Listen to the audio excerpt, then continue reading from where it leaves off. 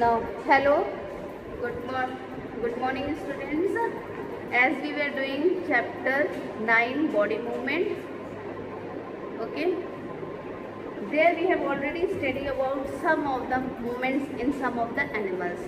Now today we will study about movement in human beings. Also we have done how is the human skeletal system.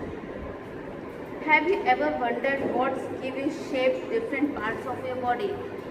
Have you ever wondered how you are getting the shape of your body? How your body shape is? The inside your body you are having delicate organs like heart, brain, lungs, etc. Okay, you have to support and protect these organs and to keep the body upright. A rigid framework is required. How you can do?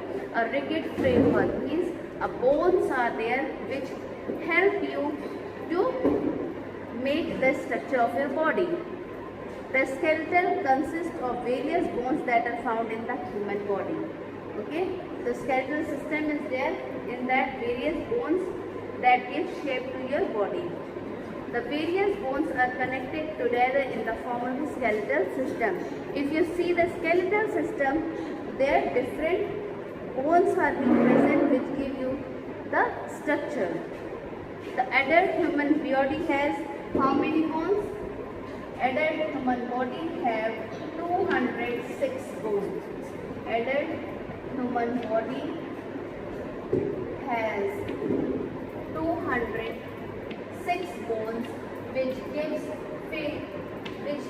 the structure of your body. Different bones have different shape and sizes to serve different purpose in the body.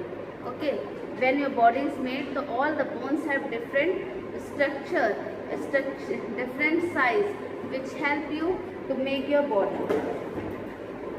It contains blood vessels, red blood cells, white blood cells are produced in bone marrow. Red blood cells carry oxygen to different parts of the body, while white blood cells give us immunity and fight against diseases. What is the function of red blood cells? It being given to all body parts. No? And bone marrow. What is bone marrow? Inside your bone there is a hole type. No? So in that the filling is there that is said to be as bone marrow. The bones of the skeleton can be categorized under 4 groups. There is skull, backbone, spine, rib cage and the limbs. How many they are divided? 4 different. Skull. Skull means above the neck. Above the neck portion is your skull. Backbone or spine, it is at the back which touches from your head to the lower back. Ribs and rib cage, it is which covers your heart and lungs. And the last one is limbs. Limbs, the bones of your hand and the bones of your leg. Now we will discuss. The skull is a bony structure that surrounds and protects the brain. All bones in the skull are fixed except the lower jaw. You may see in the figure how the skull is. The skull is if you see the structure of the skull in your book, it is mentioned. So it is just what? It is just a bony structure. If you see that all bones are being made and structure that surrounds and protects the brain. What it protects? The brain.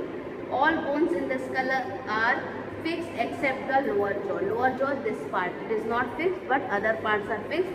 This is because if you speak, if you do anything, this starts movement. This is not a fixed part.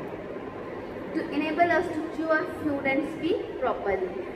The skull supports the structure of the face and protects the brain against injuries and shock. If it is not protected, then what will happen? It can be injured very easily. So it is being protected by protect the brain against injuries and shocks. Backbone and spine. You are having backbone, which forms the main axis of the skeleton.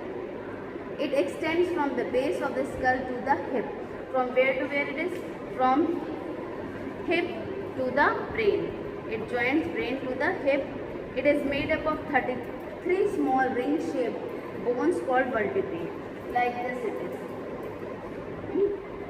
And there are small 33 bones that side, and it is not fixed completely. Okay, it is not fixed completely. They are movable bones. These vertebrae join together end to end to form a strong column called the vertebral column. This whole is called as vertebral column. The movement of the vertebrae over each other allow us to bend and twist our back. It is, I said that it is not completely joined. It is movable.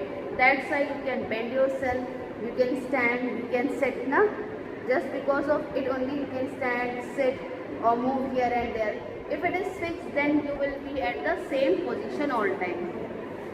Organisms that possess a backbone are called vertebrates, and those do not possess a backbone are called invertebrates. Then next comes ribs and rib cages. The ribs are thin, flat, curved bones that form a protective cage around the organs. There are the protective, it is in the upper body. You see rib cages in the upper body part. There are 12 pairs of ribs. All of them are connected to the spine, at the neck, at the back. The first 7 pairs of ribs are in the form of sternum, a strong bone in the center of the chest that holds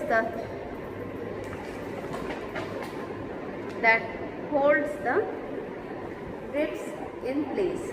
The next 3 pairs of held on the cartilage of the rib above them. The last 2 pairs are attached only to the vertebra and not to sternum and are called floating ribs.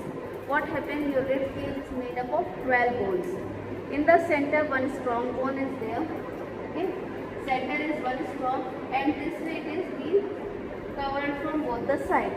And last 2 bones, they have not been attached. These are said to be as floating bones. All the ribs form a cage called the rib cage. If you see the ribs, how it is formed, it is just like a rib cage. It allows the expansion and contraction of the lungs during the process of breathing. When it is allowed during the process of breathing. Okay. Then next, last one is your limbs. What is limb? The human body has 2 pairs of limbs, forelimbs and hind limbs. Okay, forelimbs. The upper arm of the forelimb has 1 bone called humerus, and the lower arm has 2 parallel bones called radius and ulna. You see, your rib cages, these bones, these are the femur. Okay, limbs are this, and then in the leg one, 2 types of limbs are there, and has 2 parallel bones called radius and ulna. The forelimbs help us to do a variety of tasks such as holding and moving things. Okay, you hold something, that is due to limbs. Holding and moving things. If you move from here to there, then it is due to the help of the limbs. The upper part of the hind limbs has 1 bone called femur. 1 bone is femur. Femur is the longest bone of the human skeletal system. Which is the longest bone of the human skeletal system? Femur, which is located in between hip bone and the knee. Where it is located? Between the hip bone and the knee.